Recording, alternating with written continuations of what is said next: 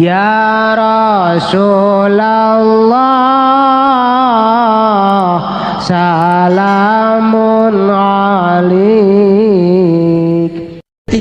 Urang teh dididik iman ku lingkungan, cek ngomong kuarina padahal nang Allah. Menang Allah urang teh jaloba nu cicing di tengah-tengah. Itu lingkungan Islam, tapi tetep bae teh Islam. Ieu mah hakikat tentang Gusti Allah. Urang dibere babari jol-jol iman ka Allah, jol-jol iman ka Kangjeng Rasulullah. Haju memang bener-bener kos kitu secara syariat mah urang dididik ku lingkungan. Lingkungan urang teh kolot sarolat urang milu, kolot taraweh urang milu, kolot henteu urang henteu. Geus kitu bae lingkungan mah ngadidikna. Kolot baheula tilok nonton TV urang henteu, kolot nonton TV urang jualan TV. Atuh kitu bae tah terus, tak urang mah dibere babari ku Gusti Allah. Kabelah dieuna teh komo nu geus 40 50 mah haji bae pan pemikiranna lain deui. Duh asana geus deket ka hareup cek cenah ieu. Ke aing masih kos kieukeun bae. Ka imah kiai mulai tah. Nang saha ngagerakeun ka imah kiai? Nang Allah. Waalaikumsalam kos nuwuh teh padahal kakarat. Di mana ya? Sok tiba di mana saja. Kapangi mah seringan ka di kakarak. Alhamdulillah. Guru bunga jasa cenah kiai ka dieu. Alhamdulillah gua bisa kapangi. Aya naon teh? Nek injem duit. Sial. Karena kayak kapangi, Kang Jawara mah oplo kos gitu jasa. Kapangi sudah teh naon gitu. Tapi henteu eta masaware.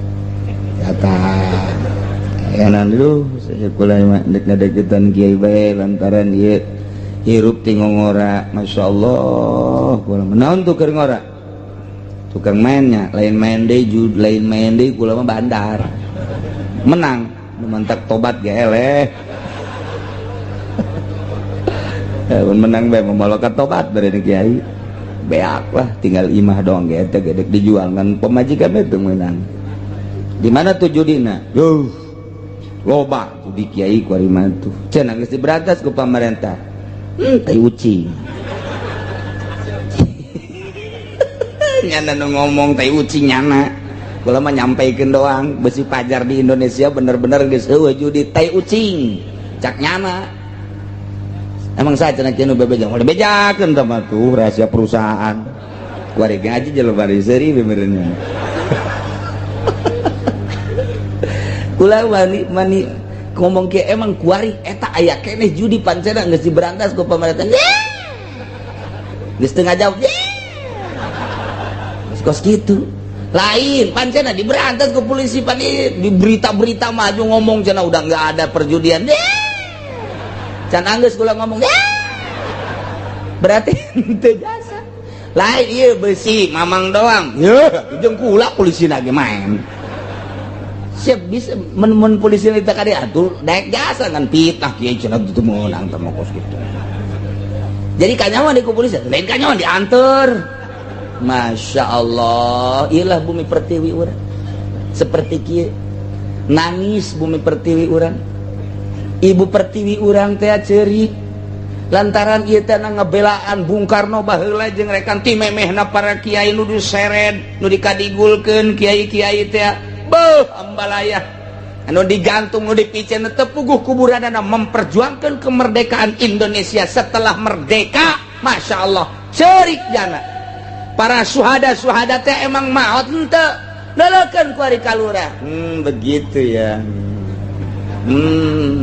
Cek nyana teh nagara aing ku sia dipake lalaga delekeun awas ya nyana tah delekeun nu gaib-gaib je delekeun kana ka DPR tadi teh nyuratan. Sasana eureun jadi DPR aja.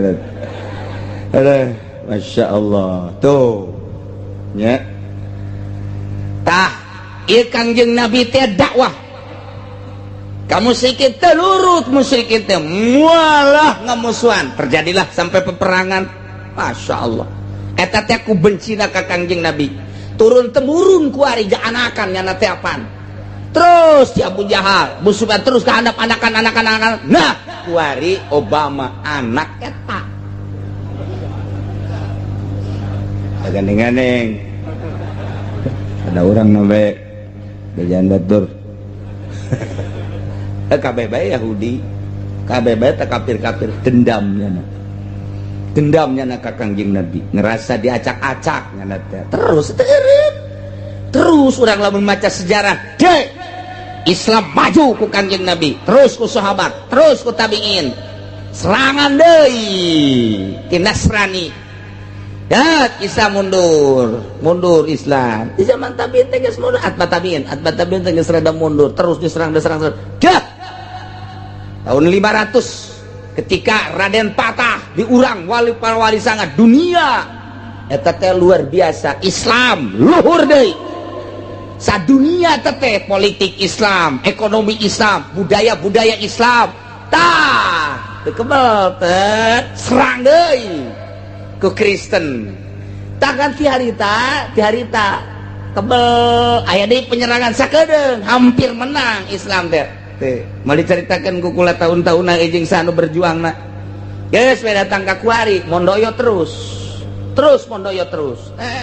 datang ka kuari nu mantak eta Timur Tengah diboman bae ge kunaon eta lah kadeleuna bangun deuk nyerang bae lain minyak teuing teh dideuleuh eta ketika konstelatal ditaikeun deui ka luhur teh tah tidinya oh berarti cak Saddam Hussein berarti ieu siap perang agama lantaran tokohnya geus dikaluhurkeun deui tuh tidinya terus datang ka kuari dek cicing bae ieu teh Islam teh apakah endek maruda tinggal ditanyakeun we ka masing-masing na unggal negara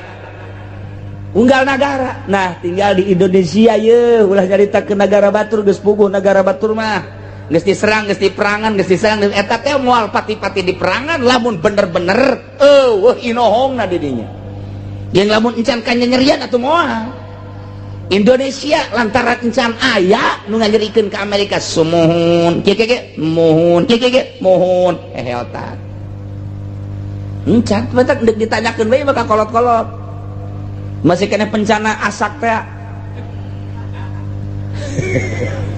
ndek siap deui apa henteu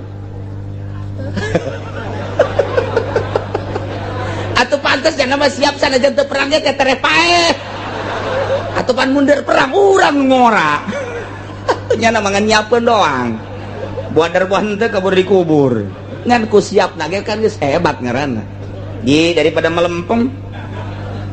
Nah, iya, wari keur kalut jasa sebenarnya. Urang teh teu meunang nyadap informasi Timur Tengah. Teu meunang nyadap urang teh ka Irak, ka Iran.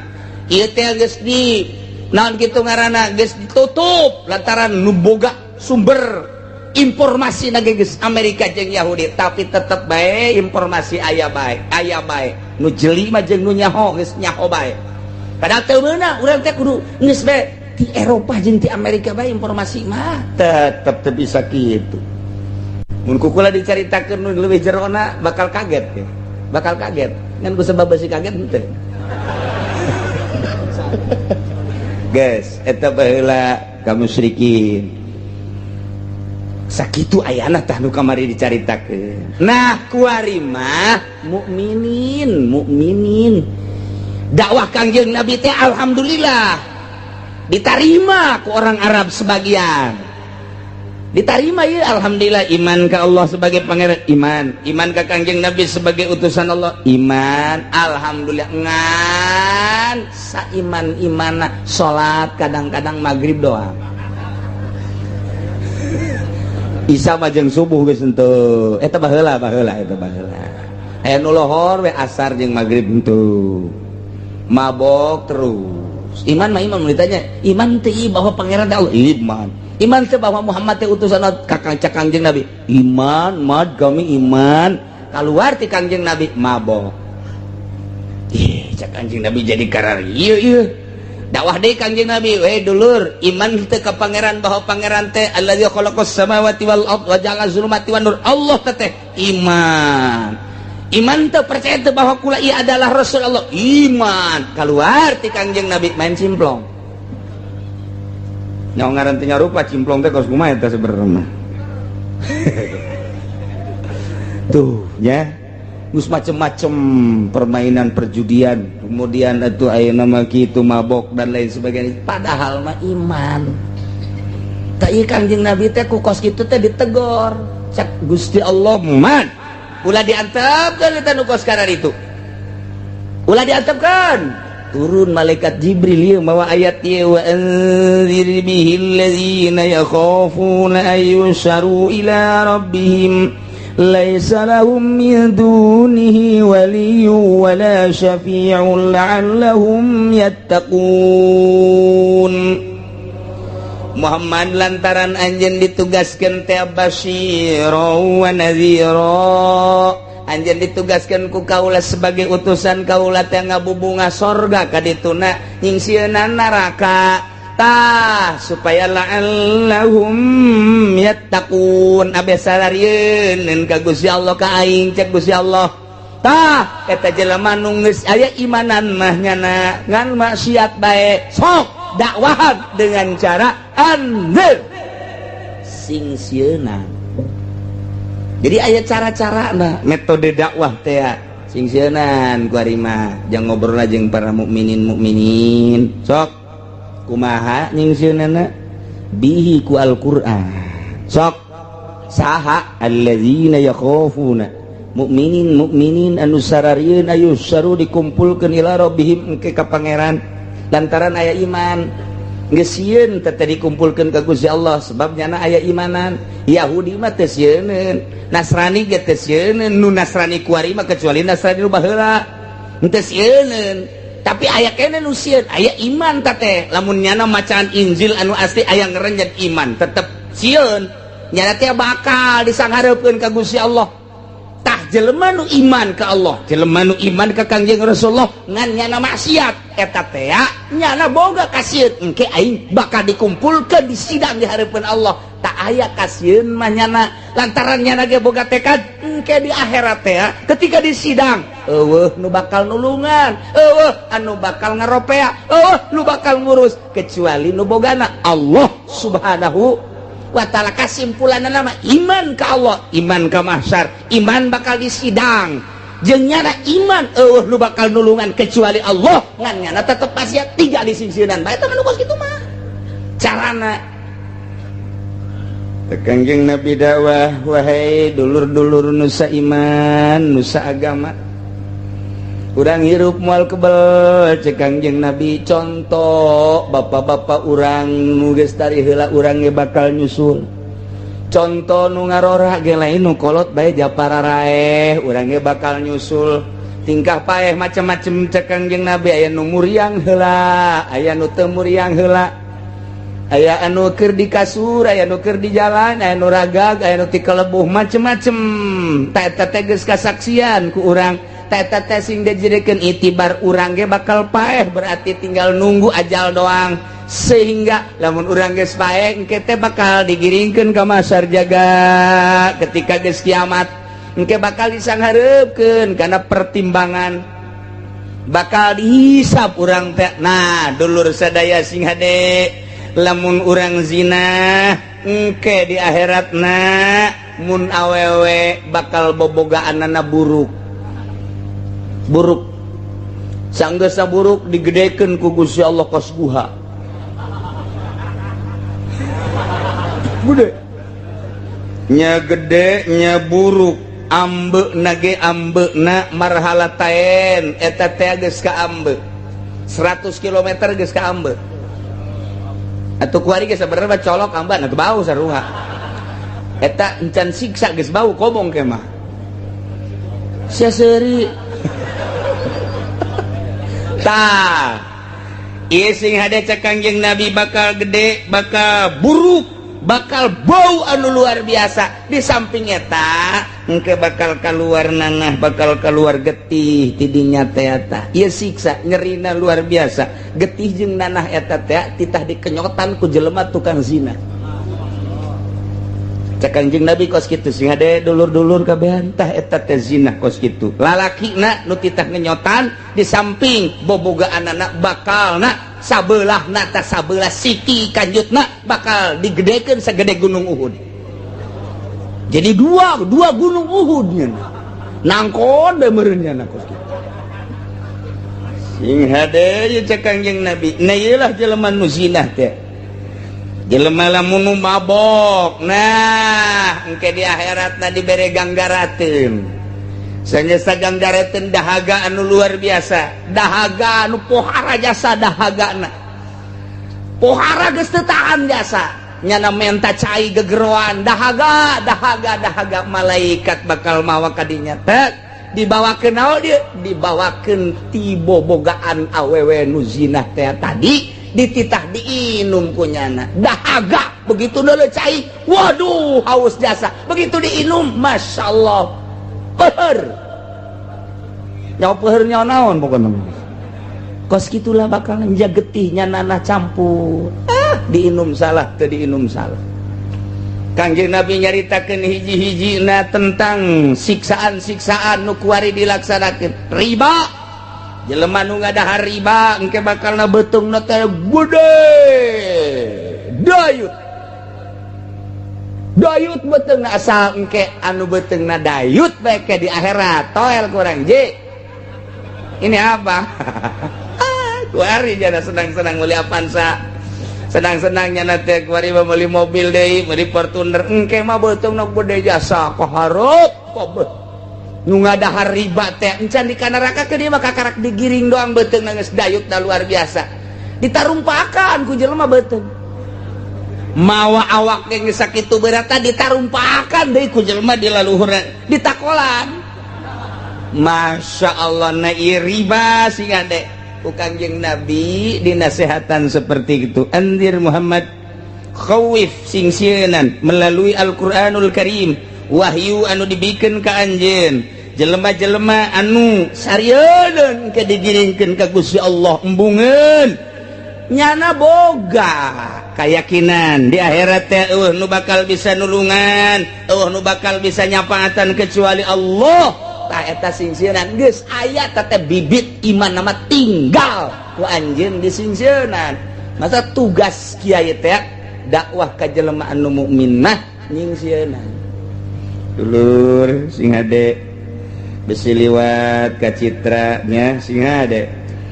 Sing hade kunaon kiai? Besi beakeun ku batur ti heulaan.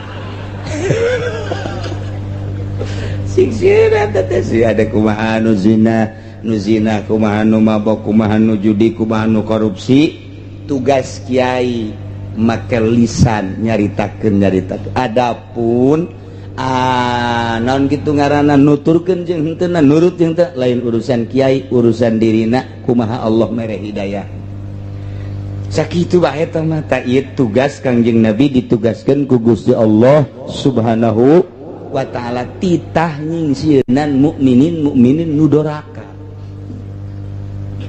Sahabat sumpi ka Kangjeng Nabi. Waalaikumsalam. Naon kieu Rasul abdi teh mukmin iman ka Allah iman ka Kangjeng Rasul ka Tuhan sebagai Rasul alhamdulillah naon deui abdi teh iman mah iman abdi ngan ieu ku ieu abdi mah bebaskeun abdi sebab hobi abdi mah mabok judi zina. Tah abdi mah minta dibebaskeun bae eta iman mah iman abdi. Cek anjeun masalah. Ih, pan hampang. Cek yang hampang ieu batur mun keras ieu jadi datang ka pusatnya mah hampang orengan. Sakali deui jadi bebeja besi kurang afdol kurang pengertian kurang arti Kangjeng. Ya Muhammad Rasulullah aya naon? Abi iman ke Allah sebagai pangeran, abi iman ke Tuhan sebagai Rasul. Aju ngan abdi mah iman teh yang dibebaskeun, bebas tina karesep-karesep abdi. Abdi mah mun eta dibebaskeun, abdi deuk iman terus. Lamun eta teu dibebaskeun, abdi mah moal iman. Naon karesep anjeun? Hiji mabok, dua zina, tilu nomor katilu judi. Eta karesep abdi ka hobi abdi. Mun eta dibebaskeun, abdi mah deuk iman terus. Mun eta teu dibebaskeun, duka. Oh masalah cek kali. Jangan nangan sekian. hebat katanya di dulu saja mah. Waduh, telas teh ya gitu mah meningkat pusat cek yang tanya ngeunaheun horengan istama jaya utama dek balik nya dek balik tuan abdi bade naro sakali deui terus dek balik aya naon abdi iman ka Gusti abdi iman ka tuan teh Rasulullah haju ngan abdi mah endek iman terus teh asal dibebaskeun ka hobi abdi naon hobi anjeun hobi abdi mah hiji mabok dua zina tilu judi masalah sekarang jeung aja amanat naon tuan ka abdi masalah kitu mah la takzib ulah bohong we sakitunya geus bae eta ulah ngabohong dong maneh mah wiridana asa ulah ngabohong bae geus ya sekian aja hampang orangana geus pamit di jalan nya geus mantep jasa ieu rasul kakarake dakwah teh ngeunaheun dakwah urang iman ka Allah mabok terus iman kanyana zina terus ya ngeunaheun cek cenah geus aing bukan jadi dai aing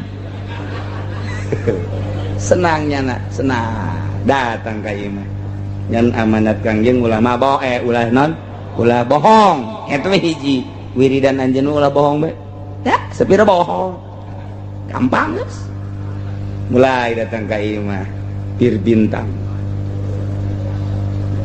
tambah Johnny Walker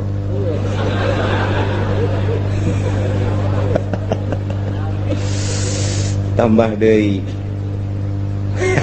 malbejaan wae sia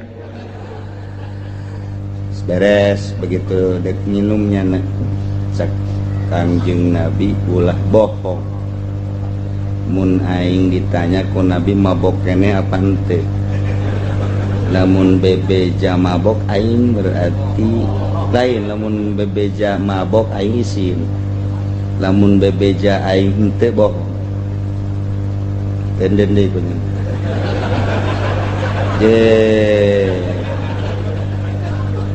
di dalam deui punya minum aing dek minum ka hobi aing tapi cek Nabi ulah bohong sedangkan Allah ngalarang mun aing minum berarti aing bohong ka Allah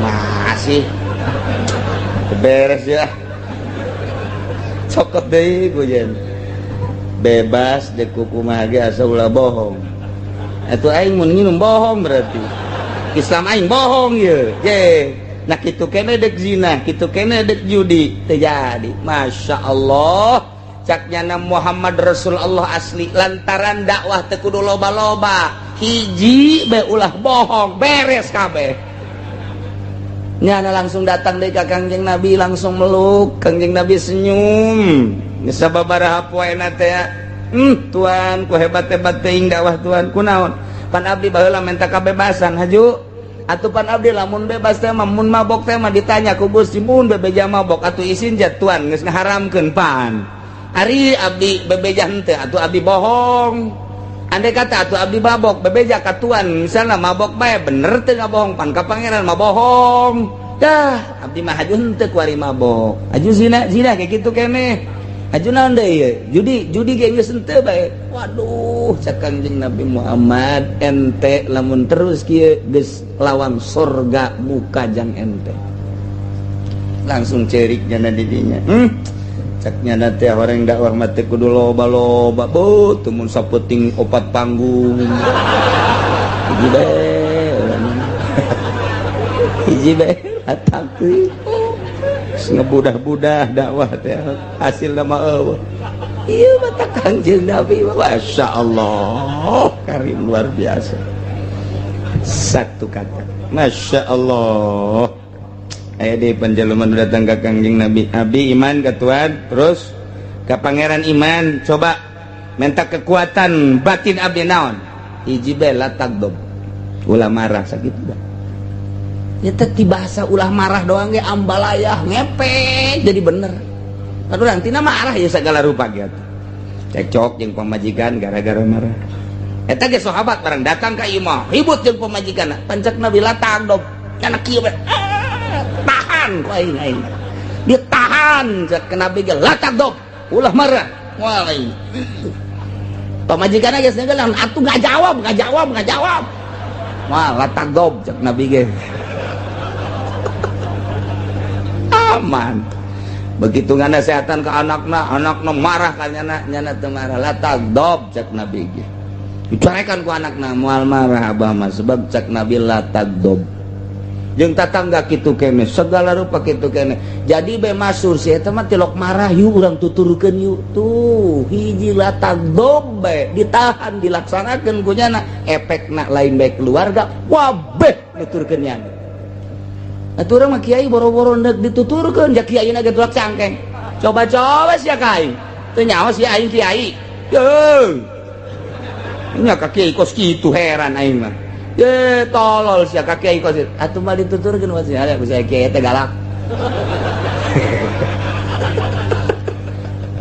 tuh Masya Allah kanjengna sakecap latak dom seetik kanjengna sakata tapi Masya Allah gitulah kanjeng Nabi dititah dakwah ku Gusti Allah ka kafirin ka musyrikin kuari dititah dakwah ka mukminin anu maksiat hiji bae ulah bohong cukup sakitu bae ge engke bakal ngepek asal asupkeun ka sanubari asupkeun ka kolbu kelakeun di jero hate tanemkeun di jero hate bungkus supaya jadi kata ulah bohong teh engke epek kabeh nikmat kan urang ieu ngabohong ka Allah ngabohong ka Rasul ngabohong ka majikan mah jadi lalap buku tama jadi lalap tama tapi aya ngabohong anu wajib ngabohong nu wajib tetep kabagi 5 aya nu wajib aya anu haram aya nu sunnah aya nu makruh aya nu mubah kitu bae pikir mah terus kitu bae pikir mah ngabohong teh aya anu haram lamun urang endek nyokot harta make bohong harta batur ngarampas make sumpah make kitu bohong haram model pengacara saksi-saksi bohong haram aya nu wajib ngabohongna aya jelema lumpat ka urang ndek dianiaya salamatkeun abdi emang kudu tuh dek dibuluh hayang asup ka lamari kunci teu keubal aya jelema aya kieu ka dieu emang kudu nah buang ka wara paehan ku aing je eueuh ngabohongan urang wajib tangga bohongna salametkeun daripada dibunuh mending ngabohong wajib tangga bohong salametkeun bener sia bener bila perlu pakai sumpah sia ayo jadi mas ya demi Allah gitu bae di jero hate motorna jantan mah aya jadi bae nu pinter atuh bisa bae tah eta wajib tah ngabohongna tah kos kitu aya deui nu wajib urang boga pamajikan 2 teruskeun tah ulah ieu di dia 2 peting nah nu kolot teu meunang cak nu kolot gua laki li fagala naon diintil bae kuno kolot ngabohong mantak naon sebarayanya enak gitu ngariung ya ngariung ke mana tekebal kerining urang geus janjian jeung babaturan coba angkat dah saatan nelpon babaturana oh ibu ayo bapana ya ya emang aya naon iya ngariung iya ngisi tarangguan iya oh iya padahal mah ente ngariung teu naon ya tuh kolingan babari tong kos kitu mah heuh cak nu osok teh tuh kieu mah karaknya hok teh tah tukang mah mesti baheula cenah ieu mah nyaritakeun ente bae heulanan oh ka ja bener ya horeng ngariung ditung emang ngariung di mana pengkolan di dinya geus atuh laut tebal kebung mual paling ge aing ngari-ngariung mah tuh sok ngobrol pan kakak mah jam 12 lah atuh sedang teh jam 10 ka jam 12 wah tuh leklok teh geus sakitu ge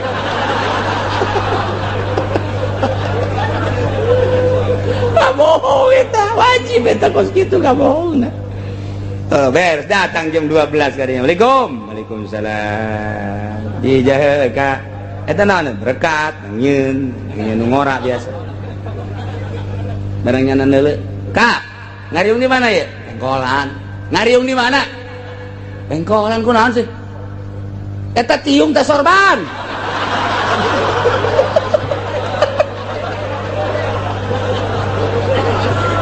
Emang kunaon gitu. eta tiung saha bohong ngajen kumaha ge diuwal-uwalkeun berkat teh akan yeuh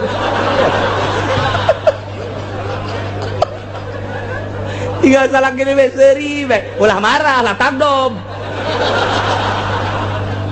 lamun marah berat itu ulah teh mangkalakuan sorangan jinganan teu doraka teu naon nu doraka mah pamajikan anak dia tuh salah mah dorakan teu ngeunah geus atuh tinggal tenang ye atuh ulah ditanggung haju ulah mah marah urang diwawal-wawal ge tanggal calangap bae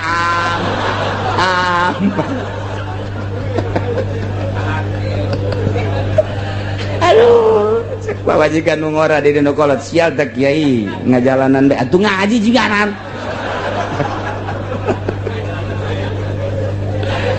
aduh daripada anu ngorakeun manusia anggeus jadi pamajikan makan kudu digilir atuh doraka kalau mun teu digilir nah eta teh urang gilir ngabohong nyalametkeun nu kolot sebenarna mah ulah doraka teuing je lamun terus bae pan kos kitu nu kolot doraka atuh salakina ge doraka pamajikanna kesel nu ngorai kitu mah dibohongan pamajikanna rada salamet atuh nyanana ge salamet gilir pokona mah geus bisa-bisa bae aya nu kieu deui ye kan ka mana ngariung malum ieu ngariung ka rada jauh ieu mah ngariungna eta tuh jeung santri ajak saksi maksudna mah ayo santri baik beres padahal mah eta kan nu ngora ai ngariungna mah bener ngariung nangan kadinya heula santri nungguan di are nyana sosonoan biasa kulantaran dek ngariung buru-buru mandi segala rupa set berangkat kayak ngariung geus curiga nu kolot teh curiga cek nu kolot bener teh sih ngariung cenah bejana nyana kawin jeung urang pengkola teangkeun gua ingat ka ditu bener eta mah ustadna mah ngariung jeung santrina ka ditu kiaina mah nyana datang kadinya ka pengkom Assalamualaikum salam cek nu ngora teh nyaho tadi aya Pak Haji ka kiai ka haji ka dia jatuh aya ulah teh aya iya tuh jangan teh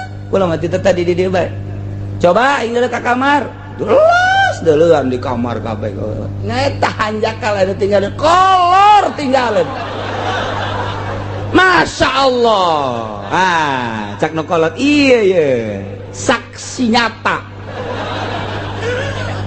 cokot suge beres guys pamit ngadaguan we geus kieu we ngadaguan salaki geus luar klirik we datang Assalamualaikum salam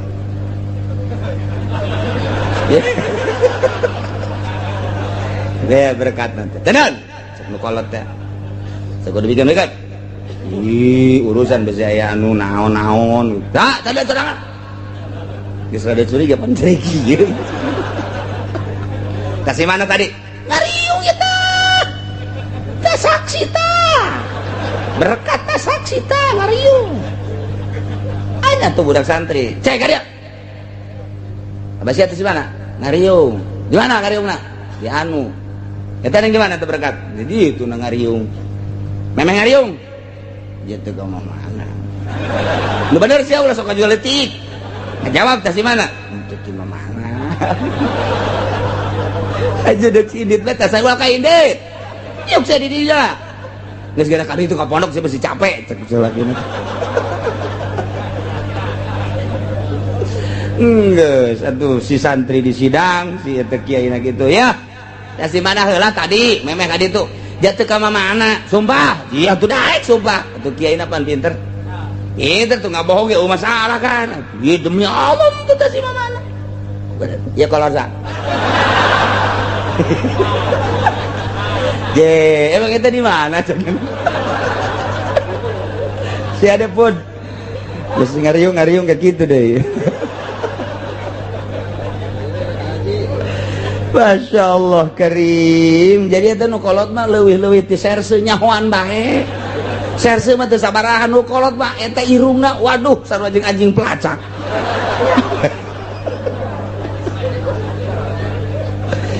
la'allahum yattaqun supaya sieun ka Allah bi iqla'ihim amahum fihi nyabut tina pagawean nu salila ieu kunyana dipigawe jeung supaya amali taat ngalaksanakeun taat ka Gusti Allah.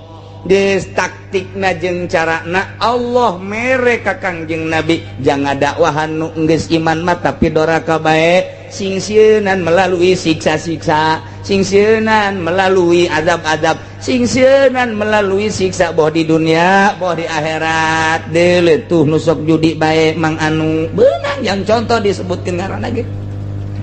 Deuleu mang anu tuh sakanyaho kula mah nyana teh eta pampanzanan kitu ngaranna judi bae. Tatadina sawana sababaraha bau, tatadina perusahaanana sababaraha macem lantaran beki judi kuari tinggal saimah-imahna dong anak ambal aya pemajikan kitu keneh eta contoh nusok judi bae eta kan disingsinan jang di dunia.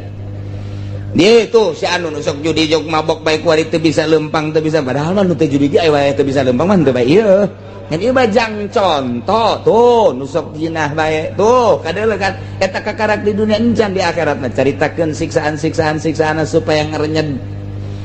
Bayangkeun coba lamun urang ngabaris engke di masar si ieu mah lulus urang ditahan, si ieu lulus ieu ditahan, si ieu lulus urang ditahan. Aju manehanana lulus dibere surat SK titah masuk sorga. Ajunya ngadadahan ka urang paje dadah. Nah, ka mana aing mah ka sorga ye rombongan. Eta kendaraanna pan korban baheula keur di dunyana. Kan eta eueuh ceulian jore korbanna. Tah ada kendaraan tinggal tak di jahenya batur malah lulus ka sorga masyaallah. Tinggal aing ye judi keneh korban encan tuh kan. Masyaallah. Engke kan korban urang ke bakal jadi kendaraan di akhirat. Ya Allah, urang di dunia aja boga kendaraan teh aya nu hayang 2 aya nu hayang 3 aya nu 4. Mata korban mah terus bae. Enggak tahun korban masalah. Jadi dunia aja boga sepeda enggeus motor enggeus mobil enggeus kareta boga tak engke ge di akhirat kos kitu dek make kendaraan nu meuneu ieu aya urang. Ya Allah, dunia loba kemudian atuh ku urang ayeuna mah teu digunakeun urang paeh lah ngasakal diperebutkeun maning gunakeun mumpung keur hirup keneh. Gas bikan bawa ka kiai tah korbankeun geus ulah diinget-inget ulah sok ulah cenah mun ngadahar satena meunang teh hatena mah teh naon sa kiai mun huluna ge teh naon mung ping-ping atuh kabeh bae jeung sia maka jeung hayang-hayang sagala masyaallah da kekeukeut di hayang jasa hayangnya buntut beudang buntut mah ceker meunang aing ka bagian naonna atuh hulu ku sia hate ku sia ping-ping ku sia ceker ku sia buntut ku sia aing buluna geus lagi gitu tungtun bikin kaki tak korban gula geus beres tungtun ke belah ditu tak korban gula satahun 5 ge masalah korban tuh masalah nu bermasalah ke nu sugih teu korban eta bermasalah. ولا تطرد الذين يدعون ربهم بالغداة والعشي يريدون وجهه. Kangjeng Nabi waktu keur jumeneng resep Kangjeng Nabi mah diuk jeung nu susah, resep diuk jeung nu pakir, resep diuk jeung nu rudin. Mantak dina berjanji teh wa yuhibbul fuqara awal masakin wa yajlisu ma'hum. Kangjeng Nabi mah resep jasa ka fuqara jeung ka miskin wa yajlisu ma'hum jeung sok diuk babarengan jeung fuqara jeung masakin eta Kangjeng. Kiai kuari mah teu daekeun. Lamun jeung camat mah. Wow. Batur geus teu meunang nyaho. Iya nu susah. Mana? Ngan. Ya, geus. Ganggu bae sia. Kiai Golkar mah kos gitu blon. Tah Kangjeng Nabi diuk nuju calik sareng sahabat anu hina tapi teger hatena iman ka Allah jeung ka Rasul. Hiji ki Salman, 2 ki Bilal, 3 ki Ammar, 4 ki Khobab. Ikabeh jelema miskin. Salman Al Farisi, Farisi teh versi Iran. cek sakaul orang asbihan eta Salman teh ngadadengekeun aya Rasul diutus lantaran nyana geus bacaan Zabur geus bacaan Taurat begitu didengekeun ngadedengekeun Salman teh kadenge geus aya kuari Muhammad diutus geus aya geus bener Salman langsung bebeja ka keluargana izin teh izin kulama endek ka Muhammad ka ditu endek naon man kulama geus memeh Kangjeng Nabi Muhammad turun teh geus iman ieu mah hayang ngabuktikeun jeung hayang maca syahadat di hareupeunana teu bisa ditahan menggebula iman Salman Al-Farisi berangkat langsung ke Mekah berangkat Salman ti Iran ke Mekah mun naik kapal teh itu 2 jam deket dah langsung kapanggih jeung Kangjeng set biasa soal beres tanya di mana abdi ti Persi sangaran Salman aya naon kadi abdi rindu jasa katuan ngadedengekeun geus diutus apa encan coba abdi hayang ngadenge dongeng dicaritakeun ku Kangjeng Nabi bahwa Kangjeng Nabi terus langsung di dinya sujud cekel ku Kangjeng Nabi langsung baca 2 kalimat syahadat asyhadu an la ilaha illallah wa asyhadu anna muhammadan rasulullah abdi mandek milu bae ka Kang datang ka nyana tenar jasa Khandaq Salman Al-Farisi ketika perang Parit perang Khandaq nyana lah sebagai bintangna nu nyieun Parit hina jasa nyana mah rudin jasa Salman mah lantaran ti Iran teu balik deui langsung cicing di didinya saaya-aya dahar saaya-aya pakai saaya-aya tapi pan ku Kangjeng Nabi geus nyatakeun salah saeja sahabat anu geus jadi ahli sorga Salman Al-Farisi teu bogana naon ngariung jeung Kangjeng Nabi ngobrol kadua Bilal teh orang Habsyi jelema hideung Habsyi Ethiopia hideung geus teu pikaresepen secara zahir mah nyana teh budak belian abid dibeli rindu jasa ka Kangjeng Nabi rindu jasa hayang ka Kangjeng Nabi jasa geus kadenge bahwa Muhammad teh geus jadi Rasul Allah cerik nyana encan macak 2 kalimat syahadat di hareupeun Kangjeng encan puas ate teh kabeneran dijual di pasar aya Sidna Abu Bakar ya saya abid saya abdi cek nu bogana urang mana ye urang Ethiopia Habsyi sangaranna Bilal dibeli ya dibeli teh mahal nya hideungnya mahal Sidna Abu Bakar kok mahal-mahal teuing kabisana loba cek nu bogana sorana bagus tanagana gede jeung nya nama lincah jasa mentak mahal berak sekian beli ku Sidna Abu Bakar di harita keneh waya Bilal hai Bilal kaula meuli anjeun saat ieu ku kaula dimerdekakeun langsung sujud teu kudu sujud geura ka Muhammad ka ditu lumpat kana ka Kangjeng Nabi begitu lumpat langsung maca 2 kalimat syahadat sangaran anjeun Bilal memeh anjeun datang geus kadeuleu tuh kokolotrakan tarumpah anjeun di sorga Masya Allah hina ngobrol jeung Kangjeng Nabi Ki Hobab teh jalma geus rindu jasa ka Kangjeng Nabi ditangkap ku Nasrani ku Yahudi sageus ditangkap dijual padahal mah lain abid lain naon kulantaran biadab da Yahudi teh dijadikeun abid dijual nyana geus rindu jasa ka Kangjeng Nabi tah datang deui cek sakaul Abu Bakar cek sakaul Sidna Umar dibeli diperdekakeun iman Kangjeng Nabi ya Allah tuh jelema hararina keur ngarobrol jeung Kang Ki Amar gitu kene ngarobrol jeung Kangjeng Nabi gitu kadeuleu ku tokoh-tokoh musyrik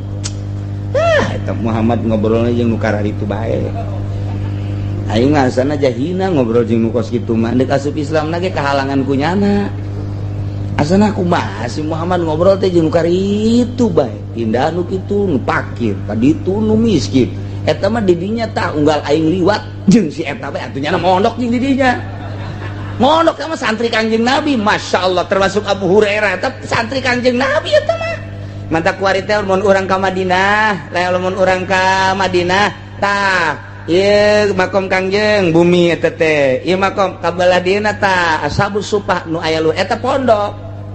Tah ulah nu kamar kahi ayeuna ye dideleung ke di Madinah belah dia mimbar baina mimbari wa baiti wa mimbari raudhatun eta raudhah anu tihangna parutih-parutih permadanina putih eta raudhah cek Kangjeng Nabi baina baiti wa mimbari raudhatun min riyadil jannah eta raudhah ngaranna ieu mimbar Kangjeng Nabi ieu bumi makom Kangjeng Nabi di dinya Sayyidina Abu Bakar di dinya Sayyidina Umar kabelah dia ka tukang nah di dinya adalah pasantren ngaranna ashabus sufah teh ashabus supi jelema-jelema anu make bajuna teh rarudin make bajuna baju bulu atau nu bersih hatena disebut ashabus sufah tah eta tah tukangeun bumi Kangjeng Nabi tah eta santrina Ki Ammar Ki Khobab Salman Farisi Abu Hurairah Ki Bilal yo kita adzan ku Kangjeng Nabi Ki Bilal wah sorana luar biasa adzanna tilak dilek-lik balam Allahu akbar Allahu akbar itu adzan balam asyhadu an la ilaha illallah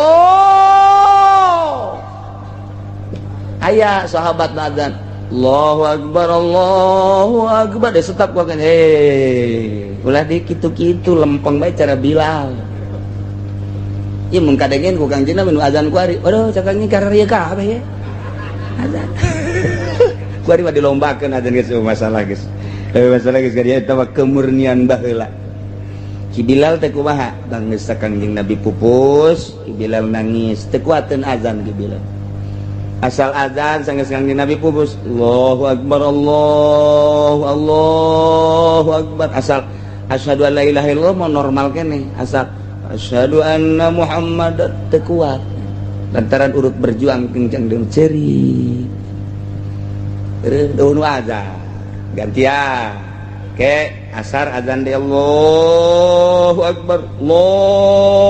akbar terus saya kita azan tak ke asal asyhadu ilaha illallah mah normal kan asal asyhadu anna Muhammadar teu kuat etalah ku cinta-cintana ka Kangjeng Nabi akhirna Sayyidina Bilal teh teu kudu azan cek Sayyidina Abu Bakar tos bae anjeun mah berjamaah bae lantaran teu kuat sarua jeung teu kuat kula ketika kula maca Al-Qur'anul Karim laluluh jasa hatena nah tidinya mengasingkan diri Ki Bilal teh mengasingkan diri mohon ka Sayyidina Abu Bakar abdi mah rek ngasingkeun diri teh di negara ieu apa deuk pindah negara abdi mah deuk pindah negara deuk ka mana tujuan abdi hayang ka Yaman cek Ki Bilal teh lamun teu ka Yaman ka Iran ka Asbihan lamun teu ka Iran ka Irak deuk naon maksudna abdi hayang ibadah khusus ka Gusti Allah atuh ibadah khusus mah di dieu ge masalah henteu abdi hayang ngasingkeun diri lantaran neuleuh patilasan Kangjeng abdi teu kuat katitingalikeun bae Kangjeng Nabi lempang Kangjeng Nabi ti mimbar Kangjeng Nabi di raudhah Kangjeng takula mah jadi kadang-kadang leng ku cinta-cintana ka Kangjeng Nabi kos kitu masyaallah eta Ki Bilal lamun kula teu indit di dieu asana kula moal bisa ibadah lantaran ieu Kangjeng Nabi kok kolebatan bae neuleuh di ditu neuleuh calik di lantaran terus-terusan pan Ki Bilal mah jeung Kangjeng Nabi ayeuna mah izinan bae abdi mah rek keluar ti nagara ieu ceurik Sayyidina Abu Bakar ceurik luar biasa ingat ka ucapan Kangjeng Nabi anu geus kadenge kokolotrakan sendalna di sorga Masya Allah cek Sayyidina Abu Bakar akhirna Ki Bilal keluar ti Mekah ti Madinah terus ka negeri Yaman tah kitulah cerita Ki Bilal teh nah eta nu sararusa Kangjeng Nabi di dinya ngalobro jeung nu sarusa aya permintaan ti musyrikin tokoh-tokoh Madinah Yahudi berarti mun di Madinah mah Yahudi mad coba ka desa kadeng aya naon kami tokoh-tokoh Yahudi di Madinah di dieu aya minat ndek iman alhamdulillah cekan tapi kami ndek kumaha ngobrolna aya kitu atuh eta nu sararusa nu mareuskeun di dinya bae kehalangan asana kuno kos kitu mantak naon eta usir ke kami datang ka dieu kami ngobrol ngeunaheun atuh ja babarengan jeung nu miskin masa teu ngarareunah sakali ku Kangjeng Nabi henteu dihiraukan kayak dipikir cek Kangjeng Nabi manya kudu ngajauhan fakir miskin datang deui mad kumaha eta aya bae di dinya kami liwat aya kami dekat anjeun aya asana kehalangan ku jelema fakir miskin mantak usir atulah jeunkeun tempat di mana abeh kami sarsup ka dinya 2 kali can digubris ku Kangjeng katilu kali Kangjeng berpikir manggil Sirna Ali coba kade coba ya pendapat lagi kumaha pendapat naon coba tadengikeun aya naon cek Sirna Ali kieu kami para tokoh-tokoh Yahudi di dieu aya terbersit aya ngobrol jeung Muhammad bawa ka ditu nama iman ngan kahalangan ku fakir-fakir miskin aya di dieu asana teu layak jasa kaula lamun ka dieu aya nyana asa kahalangan jasa ta ieu mah coba usir mantak naon eta teh jelema-jelema palalakir jelema miskin kos kitu tah kumaha Ali coba pendapat anjeun bahkan cak tokoh musik catat tulis dirinya tanda tangan bahwa kami ya tidak senang dengan orang-orang fakir orang miskin harus diusir kami kakarak datang ke dia tulis perjanjian eta mun eta perjanjian dilaksanakan ku Muhammad kami siap mungkin ka dia terus-terusan ka dituna bisa iman boleh oke sih cek sinali boleh Kangjeng Nabi lurah lirik Kangjeng Nabi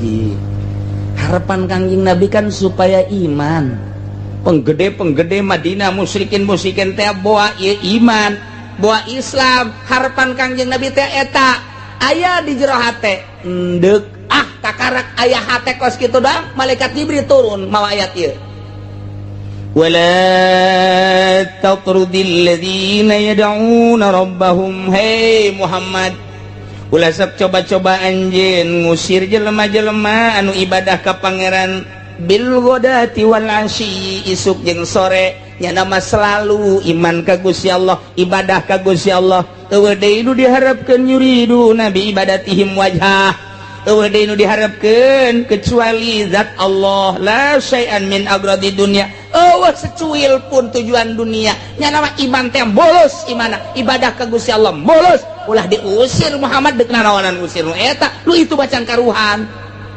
sarekan Kangjeng Nabi ku Gusti Allah melalui ayat ieu can bertindak kakarak di jero hate buahnya ieu mah bagus harapan supaya Islam tokoh-tokoh musyrikin teh kahayangna deuk dituturkeun deuk disingkirkeun jelema fakir jelema miskin teh ditegor ku Gusti Allah ulah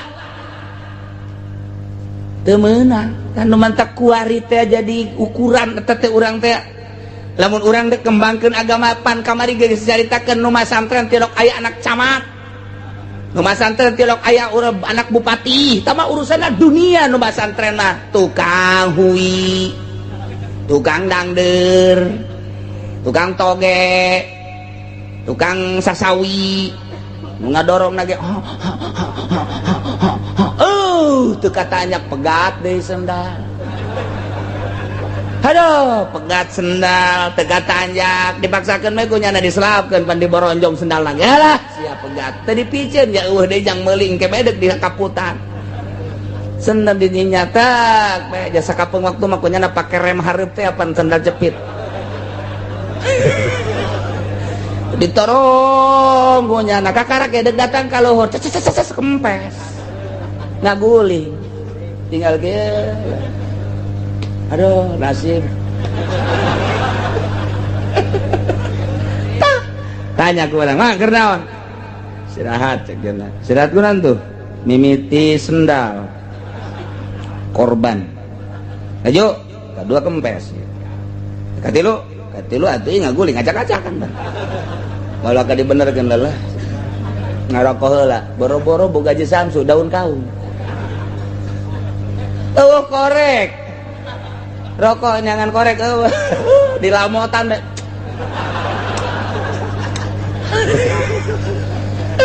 udah coba deh ayam lurah liwat titit saya tak jalurah teman nanya ke henteu sial teman lurah goblok jasa teh lurah kadanan ku nanya kudan mang kempes bantuan ku lurah atau ya meuli ban ya meuli anu kadanan ku gitu rokok ya mata rokok ijen we nya nah teu kudu ngarokok aing puyeng ye mang Mamang orang mana? Sepatang. Ini kamu jual ini jadi tape maksudnya mah iya nyawa diduitin. Keur ngabelaan anak pemajikan. Emang anak di mana? Mondok tuh. Di mana mondok mah? Cisoka. Eta anak nu mondok penuh kitu tah pikiayeun. Da kumaha majuna agama ja anak nu kitu. Eta nu mondok anak nu kitu, anak tukang toge, anak bangsa nu aya pejabat. Waalaikumsalam. No nih, mau nyantrenin anak nih, Yai. Cuman edeot. Sial jasa. Idiot di pondok ini dengan majukan agama tanyilibkeun. Waduh, nggak ada yang ngurusin katanya di rumah kiai, di sini sama anak-anak aja. Itu diterima kurang kumaha. Diterima kurang kumaha. Aya baru teh anak pejabat teh nu keur idiot teh di dieu. Pasrahkeun ka lurah nahakan ku siarah tah. Aya deui lain setengah pejabat ya. Waalaikumsalam. Enon ya masantrenkeun.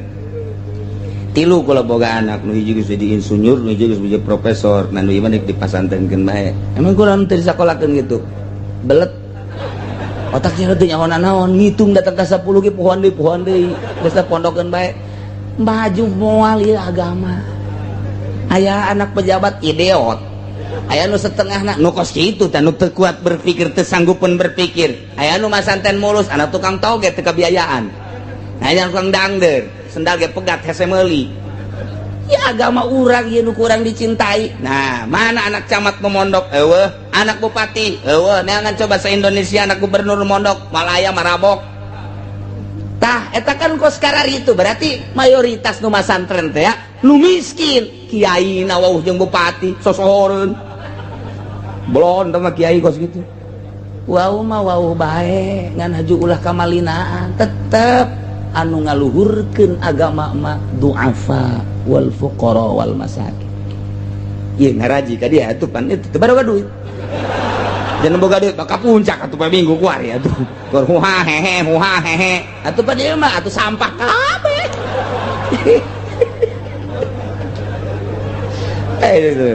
Kapan ente ngaji? Teu boga duit cenah kiai lah ngaji bae. Mun boga duit puncak. Blon teh coba eta. Kajen ngan aya dage di dieu. Iya bisa ngaji ya, pejabat aya PNS ka dieu ngaji bae. Ngaji cenah kiai kula. Osok ngaji ngan di ditu jauh. Kadang-kadang ka dieu sasalaman, ieu ngaji ya. Kiai mah teh ngaji kiai, lamun keur teu ulin ka Bali ngaji. Tembak sih kuy. Tak eta kos karer itu. Jadi agama beuki ciut teh atuh munasabah. Geus kajen tah mah.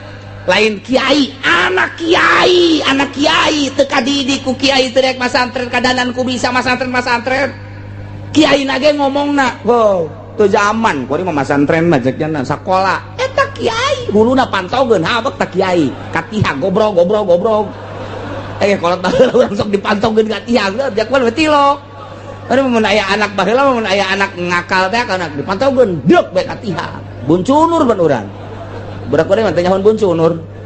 Nah, asal aya kapanggih jeung kakana, sing ada ya abah pantogeun katihan sia. Eta lalakon keur leutik. Masya Allah. Tuh, anak kiaina bae ge geus teu daekeun masantren, ku kiaina disakolakeun. Dina arti pek-pek bae eta mah jahak masing-masing agama deuk dikamanakeun. Nu kuari berbicara agama melenceng teu masantren ya nu masantren mah satu suara tolak tilu anu teu akur sadunya teu akur kabeh kunaon kuari tolak tilu jadi hiji sakolahan ji ceknya cenah aya dalilna kadiekeun dalilna buka tak kitabna tuh dicolok mata sia ku aing sia ndak kumaha kaya keur carita sebagian kecil bae dan lain sebagainya. Tak eta kos itu agama neuk di mana tuh riba jadi halal kuari mah. Oh, di dalilan make jamul Jawa mah sagala rupa. Di dalilan we kula barang anu ngahalalkeun bank teh ayeuna. Ieu make jamul Jawa mah bisa di mana melesetna ieu. Balikan deui ku kula dibacana. Iya bener ieu mah kula ge hampir ngahalalkeun harita. Ya bae bisaan ieu. Kan aya bener mah dalilna urang ge nurut. barang tek di mana ye, di mana ye, lain pegawaian memeh dahar teh ngoreksi kos gitu teh eta kudu dahar heula aju nundutan pan barang dikoreksi teh oh salah ngagunakeun jamulna salahnya na ye koedahna ye ieu koedah anu kos kieu ye anu kunyana teu kapaham coret terus mana deui bisaan segala mantek segala nanaon atuh mantek ieu teu ngaji ge bisa bae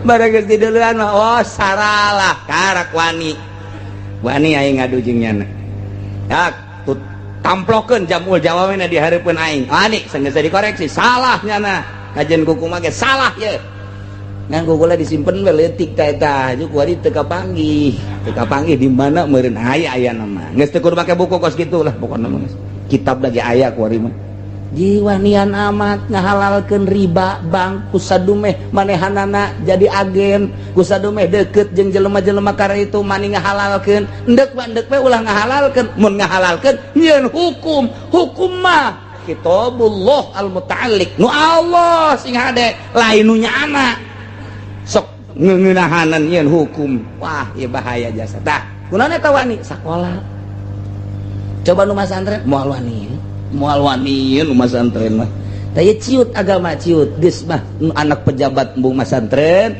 anak nu susah paling ge masantren ge tilok telamat jatuh kabiayaan jadang deurna ngaguling tadi ban togena acak-acakan dagang endog ya Pak Ismet mah jalan rarusak atuh ngaguling acak-acakan kabeh modal beak jeung endog-endogna kabeh anu dicarekan Pak Ismet sial Pak Ismet ye nyana nu ragag Ismet nu dicarekan